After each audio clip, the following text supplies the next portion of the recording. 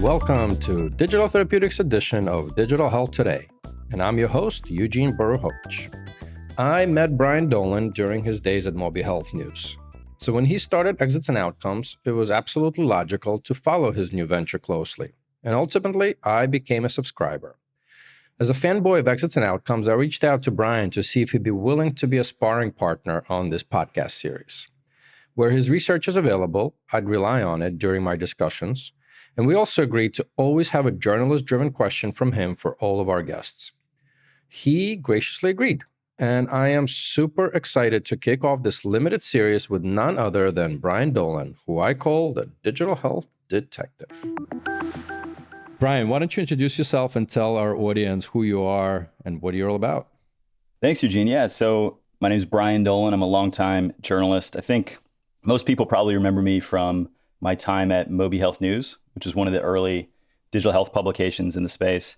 I started that up with my college roommate, actually, Joe Malley, back in 2008. So we were a couple years out of school and had this idea, kind of where the telecom industry really meets healthcare. And so it was very mobile health focused. That's hence the name, which remains to this day, which I think is pretty amazing. It's still called MobiHealthNews. But, back then it was really more about what smartphones and apps were doing in healthcare. And, we really built out the publication from there into the wider world of digital health. So yeah, that was about 7 or 8 years. In 2015, we sold MobiHealthNews to HIMSS. So I was at HIMSS for a little bit. And then just about a year and a half to 2 years ago, I started a new venture called Exits and Outcomes. So that's what I'm doing right now. And that's more of a market research, insights-focused media startup. And I've got 3 newsletters that go out on different days of the week, and an increasing number of long-form reports, about a dozen of them today, that really dig into typically individual companies and kind of their strategy, some of their financial metrics, if I can figure them out, and other kind of investigative journalism about things in digital health. Fantastic. So maybe just a few comments on Mobi Health. I remember the first time I subscribed and started reading, and indeed, actually, if you think about it, not that much changed from everybody still calling apps, right? And the second piece to this, and maybe you can tell us a little bit more about the 3-part newsletter, because I'm an avid reader and actually a subscriber as well, just the 3 pieces to it. If you can just dive a little bit deeper into that. Yeah, sure. So I started out with just one weekly newsletter that goes out on Fridays, and that's really focused on pharma and digital health, but I think even more specifically, digital therapeutics, and especially within that, I think prescription digital therapeutics. So really, digital therapeutic companies and products that are trying to replicate the pharma go-to-market. And that's really where I think Exits and Outcomes has kind of built most of its following. And of course, as things started to get increasingly interesting with companies like Livongo and Teladoc. And, I think it was probably Livongo going public. It started to push me a little more to dig into that side of the industry. So I launched another newsletter. It's every other Wednesday, and that's focused on companies that distribute via enrollment. So typically this is a company that's selling into self-insured employers in the States or working directly with health insurance companies. And I think what I find is I kind of look at those 2 different worlds of enrollment-focused digital health and prescription digital therapeutics. I mean, it's a very different model, and the companies in each of those categories have very different challenges. So to me, it makes sense to break them out and to write about them as a group, as opposed to just the wider world of digital health, which is what we did at MobiHealthNews. And then, so the third one is a Monday newsletter, which is free. Anyone can sign up for that. And that's mostly a funding-focused newsletter. So anything in health tech, even broader than digital health.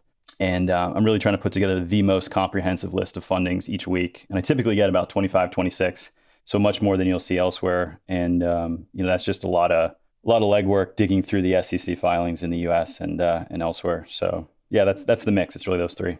Amazing. Better you than me doing this and keeping us all informed. Let's dive deeper. You kind of touched on PDT and enrollment, but let's step back a little bit even further. When did you start covering DTX? And maybe, as you started covering, I'm sure you dug in, with your journalistic capabilities, unlike mine, into what the hell is digital therapeutics? Again, just from timing perspective and a little bit of the history. Yeah, so there's a lot there. There's probably 3 or 4 questions. I would say we started covering digital therapeutics as we know it today at MobiHealthNews from day one.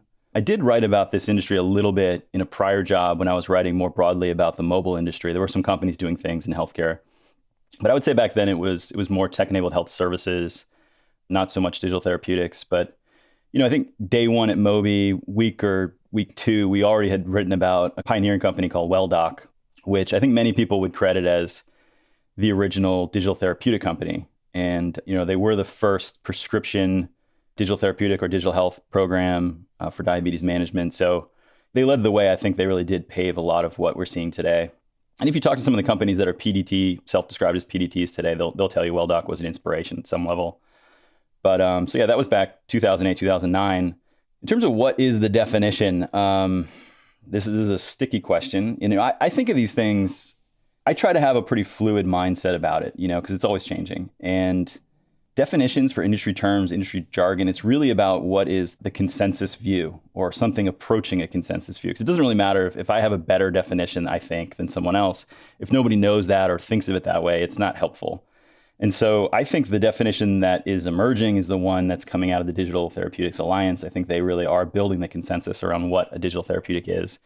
So that's where it's at today. I think, though, for the last 15, 20 years, this term has had different meanings.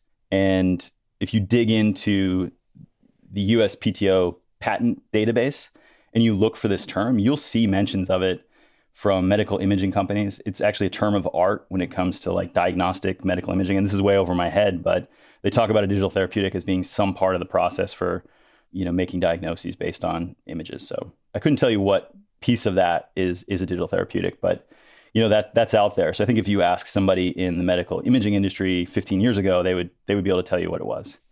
And then if you fast forward kind of, that's turn of the century, that's like 2000, 2002. You fast forward more to like 2008, 2009, I think there starts to be more mentions of it as digital therapeutic massage. This is like just the onset of more digital consumer products. So that's kind of where the term starts to live. And it really wasn't until I think, the mid aughties or late aughties, 2010, 2012, 13, 14, that it starts to take on the meaning that we know today.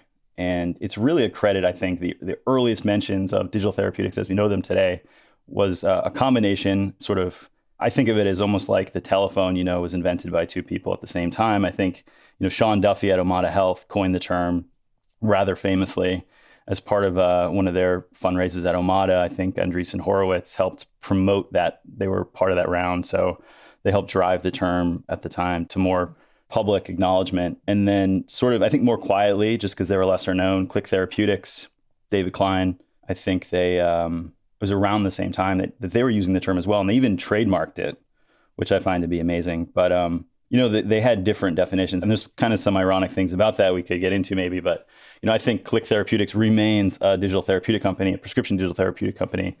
And so, their more broad view of a digital therapeutic as, software for treatment is sort of how I think that's probably the simplest way to explain it today. But at the same time, Omada Health has really started to move away from the term. And I think there are parts of the Omada offering that you could still say are digital therapeutic, but they're becoming more of a virtual care company as some of these companies are evolving away from it and becoming more, human powered and looking more like a virtual care provider and less like, an automaton. A digital therapeutic is, in my view, typically less humans are involved. So that's a long-winded answer to a complicated question there. No, listen, I absolutely love it. And I think since we're on that topic, around, you kind of kicked it off with prescription digital therapeutic versus enrollment model, right? But also I kind of just joke around a bit. It's something like an Omada is becoming kind of disease management 2.0 Yep. versus a prescription digital therapeutic. So let me hear a little bit of your thoughts and how, in your mind, I think it's pretty clear already as we've been talking, how you're dividing this up, Yep. but ultimately, obviously, for the patient. So let's dive into PDT, disease management 2.0, and any other subgroups that you see circling around. Yeah. So I think to really understand it, you need to come at it from different lenses, So the one that I settled on for my business, for my publication, is the distribution method. So it's the prescription pad for PDTs versus enrollment for what I consider, enrollment-focused companies. And it just, if you start there, if you take the distribution method as your organizing characteristic, it all kind of falls into place. Like there's always going to be some variance within those two groups. But to me, those businesses are all closer to each other than other categories. I think today, the way that digital therapeutics, I think, distinguish themselves from the pack, it's more about efficacy. Like, do you have evidence that your intervention is positively affecting patients' quality of life and, driving positive patient outcomes? That seems to be where the definition is hanging its hat today. It's like, there's X 100,000 number of health apps out there. We are not those. We are something different. A digital therapeutic actually helps patients, and we prove it. And I think where that breaks down, I think that's a great organizing principle. I think it's helping to sort of change the discussion in digital health away from one that's the Wild West for 15 years, to like, okay, let's focus on interventions that have evidence. But again, nobody's policing that evidence. I think some of the companies that are, the highest profile digital therapeutics companies might have evidence that is now being called into question. So, it's a good start, but if you really want to dig in and understand the space, there's not enough analysis of the evidence that's out there to use that, as a wholly organizing principle to say, okay, this is a company that we should consider therapeutic or not. So I think you're right that disease management is a long-standing category. And I think the virtual versions of that, the companies that fit into that world, are going to continue to be in that category. I think long-term, we're not going to think of them as digital therapeutics. I think they are sort of, very innovative, but they're building on a category that existed. And I think a lot of the prescription digital therapeutics companies, take Akili Interactive Lab as an example. They are creating a new category that didn't really exist before. It's very drug-like, but you wouldn't call that disease management. It is therapeutic. It's software as treatment. It's very different. You play this game and it helps with some of your cognitive issues. That didn't exist before. And so I think that's where the definition will evolve into that very specific group of companies that are treating people. And that's very different from diabetes management, which we've had for many years. And so since there is an existing category for that, I think that they're going to be lumped into it eventually. So yeah, that's kind of where my head is at when you start to look at it on the product side and the claim side, and less so on the distribution side. It's sort of like, what is truly novel here? And the PDT category, especially as it relates, and it typically does, to sort of the neurology side of things, that to me is the emerging category, and the one that will win out as, whatever we end up calling it. Prescription digital therapeutics is my vote, but I think that will remain as a category for a fair number of years, a decade or so. So before we jump into kind of what you see the future is, which sounds like you already hinted at this a little bit, but I'm going to rewind back again. And you mentioned WellDoc and diabetes. Can you talk to our listeners a little bit from a therapeutic area perspective, kind of where it started, where it's been going? And I think the third part is, where do you see more activity coming as far as therapeutic areas are concerned? Yeah, no, that's a great question. I think I probably don't have too much insight here. I think a lot of this is probably pretty obvious, but I think digital health in general really has long been focused on cardiometabolic therapeutic areas, diabetes, cardiovascular, obesity, COPD, asthma is sort of part of that. And, I think that those areas were kind of the focus for many years. And then I think there was a period not too long ago, maybe 3 years ago, where behavioral health really became a massive focus. A lot of these companies started adding in those sorts of TAs or acquiring companies in that space, partly in recognition that, mental health cuts across everything and is an important piece of it. And I think that also ended up being an insight for this new group of PDT companies, because most of them are focused on a mental health related therapeutic area, but for a specific population, which sometimes is a population with one of those cardiometabolic chronic comorbidities, issues. Right? They exist. Comorbidities. So, it's like anxiety, treating the anxiety for people who have cancer. It is a cancer-focused digital therapeutic company, but they're really only tackling the mental health aspects of it. So I think that's the evolution that I've seen. I think we're going to push more and more into the mental health side of things and kind of carving it out for more and more specific patient populations. That seems to be where it's going. If you look at the pipelines of these digital therapeutics companies, which is really fascinating, something that I track, that's unusual. Like no other digital health company prior to this category would say, here's the 6 products we have that we're working on, which, maybe that's all vaporware, but it's still really interesting to publish a roadmap. It's a real pharma biotech thing to do. Tech companies never do that. So that gives you some insight as to what might be coming. And, Yeah, I mean, it kind of tracks with what I just said. There's not a whole lot of surprises there. Like, I don't see any brand new emerging therapeutic areas that are suddenly going to pop up in the next 5 years, but Right. it's moving more and more and deeper into, mental health. And, since we're talking about the pipeline and, again, as a subscriber, I'm always checking the pipeline. I mean, it's super interesting. And what I you should update it more. Yeah. Yeah, please do. And, you started actually, if we rewind back to the discussion, you kind of said, well, PDTs, you're looking at it as replicating the pharma model, right? And last November, inspired by many discussions, I kind of said, well, in theory, the DTX companies, the ongoing definition of it, knows much more about the end consumer than the typical pharma companies. And they're actually building experiences around it. So my post was, is it the DTX companies surrounded by a consumer-like experience going to swallow the pill, or are the pharma companies going to swallow a DTX company just from a pure investment and purchasing power perspective? I've also been joking around. It's a little bit of a frenemy kind of a relationship between the two, especially as the DTX companies are growing. Where's your head on where pharma stands on this? And of course, it will vary by company, but just as a general.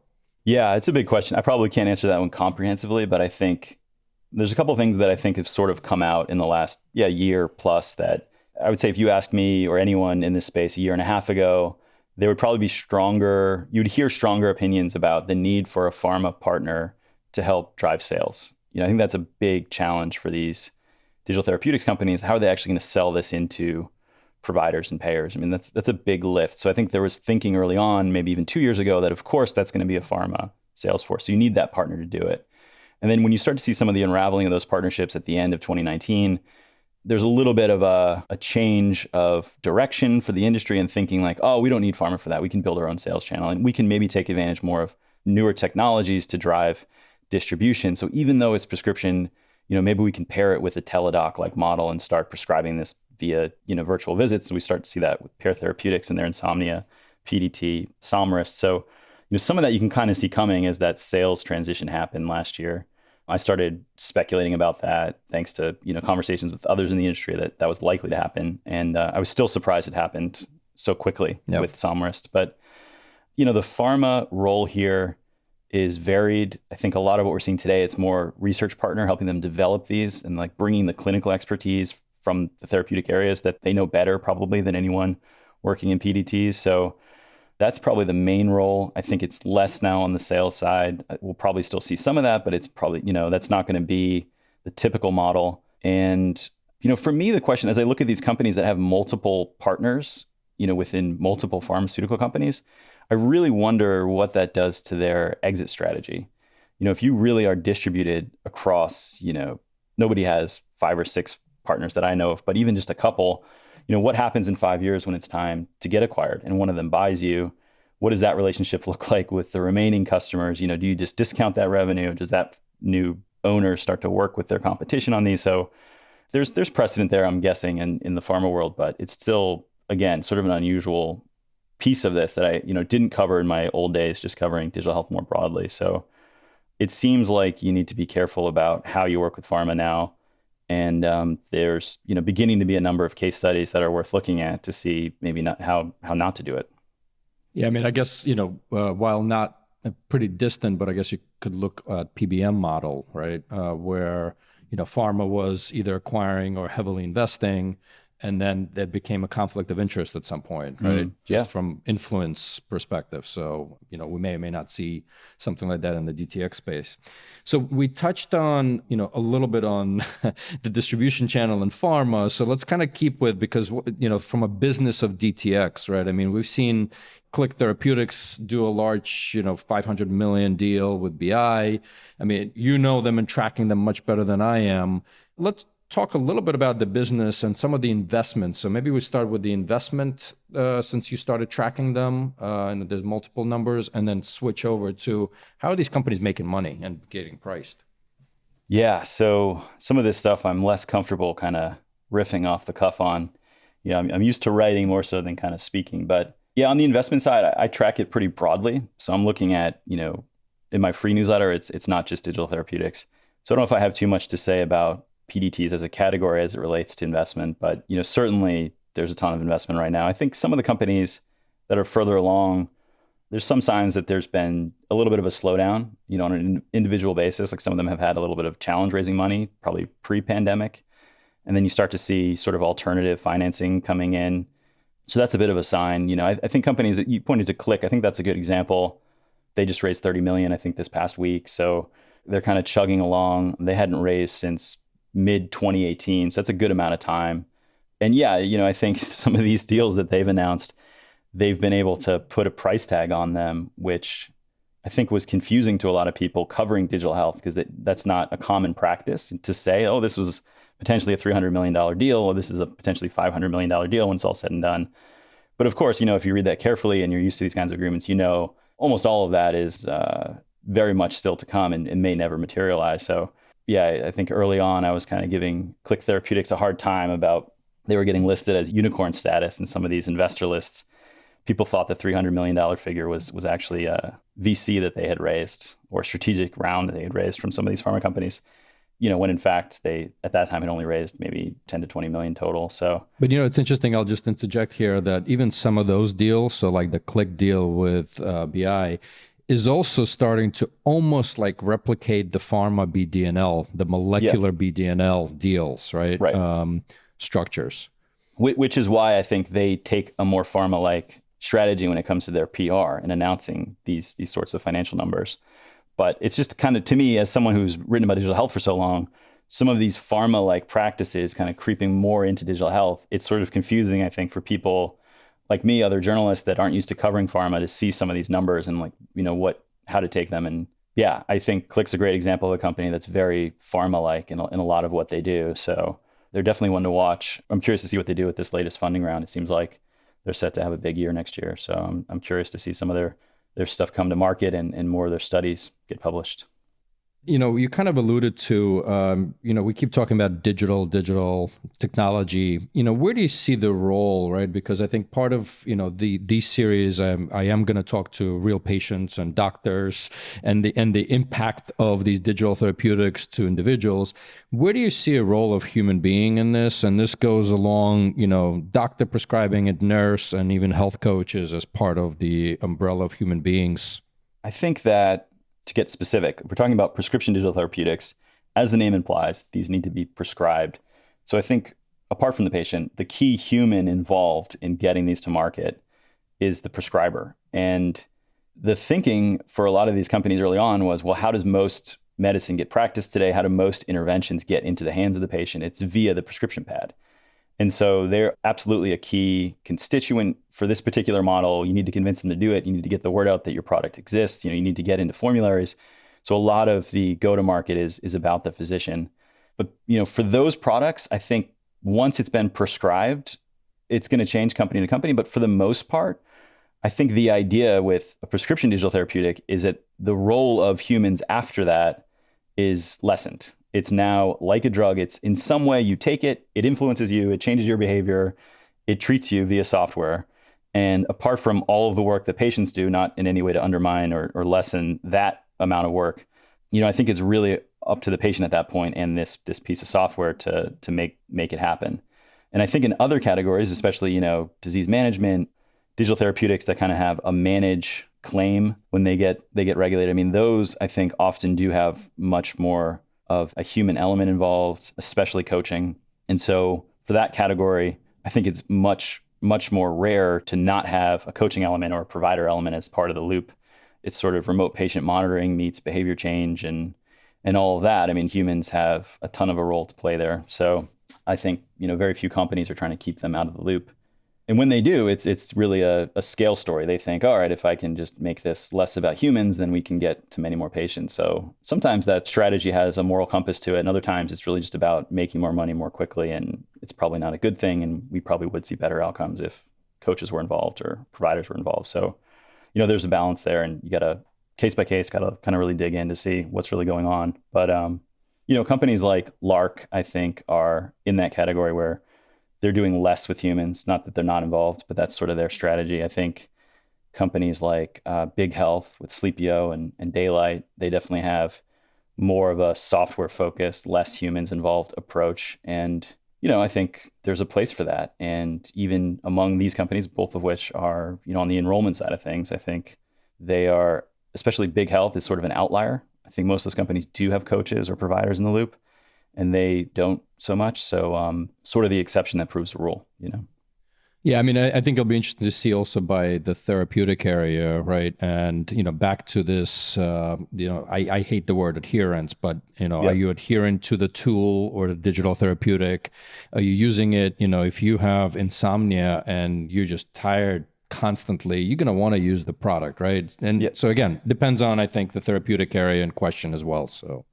So as you've been diving in, let's step back to kind of your introduction and maybe a little bit of what gets you up in the morning, with or without the alarm as it relates to this as a journalist. Yeah, man, we missed our alarm today. It was a bit of a rat race getting the kids on the bus. But what did get me out of bed, as always, I think for me, the kind of journalist that I am, I think is more document based. I definitely love getting on the phone and talking to sources. That's always a big part of it. But some journalists, I think that's their primary or only source of information. And I have found, I think, the kind of work that I do, the kind of writing that I do, lends itself to more digging digging into government databases, finding filings. And I think if you're a subscriber, I'm finding contracts, I'm pulling out pricing from those. There's actually a ton of information on the internet right now in plain sight if you know where to look. And that's a big part, I think, of what's driven my content strategy at Exits and Outcomes versus, my prior work, which was typically more announcement driven and, interview driven, which has its place. But, what I'm trying to do is cut through the noise, get insights out there and try to surface things that, aren't as well known about, all these companies. And that's really what gets me up and that keeps me going. It's kind of the chase, the hunt, like finding something. There's something I think very primordial about that, and you find just an amazing piece of information buried somewhere. It's like, oh man, I just found the acquisition price. I just figured this out. They acquired this company based on some patent filing, and that's a good day for me. And those happen more and more. So that's what keeps me going. I'd say maybe also just from a kind of grander scheme of things, when I started out, I was writing about mobile content on early phones, pre-iPhone. It was, how can the music labels figure out how to get people to listen to music on their phones, kind of the pre-iPod days? And how can the TV companies get contents onto this or get some of their shows onto these tiny little screens? And so it was really fascinating, from a technological perspective like this. There's bandwidth issues, there's issues of the quality of the picture and all that. But it was, not a great way to spend your day just sort of writing about entertainment and technology. So after about 3 years of doing that, I saw that healthcare needed this same sort of digital transformation. I think everyone in the space knows this now, but so back in 2008, that's why we started MobiHealthNews, is I thought it was inevitable that healthcare would eventually start to embrace some of this technology, and it needed it. And a big part of what drew me into that and away from sort of other parts of the tech world was just the need there and, how much more impactful and meaningful that sort of transformation would be, versus just all of us being able to watch Netflix on our iPhones. So I'm really happy that I made the switch into healthcare and away from, music and entertainment technology, which I'm sure would have been fascinating, but not nearly as meaningful of a ride, these last 15 years. Well, unless you're applying it to, music as medicine, right? And sure. All of those technologies. But I'm maybe going to just go off the cuff and call you the digital health detective from now on. There you go.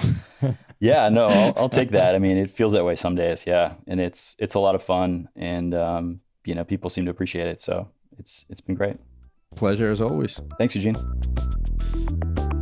Thanks so much for tuning into Digital Therapeutics edition of Digital Health Today, a production of Mission-Based Media. Be sure to hit that subscribe button to this podcast on your favorite podcast player, so you're then automatically notified when we post our upcoming episodes, where I speak with dozens of leaders and trailblazers who are forging the path for digital therapeutics. If you'd like to learn more about Your Coach Health or Brian Dolan's Exit and Outcomes, you can always find the links to this and more in the show notes for this episode. You can connect with me personally on Twitter at HealthEugene or follow my journey of writing my first book, Hard Pill to Swallow, at hardpilltoswallow.substack.com. I'm Eugene Borowicz, and catch you next time.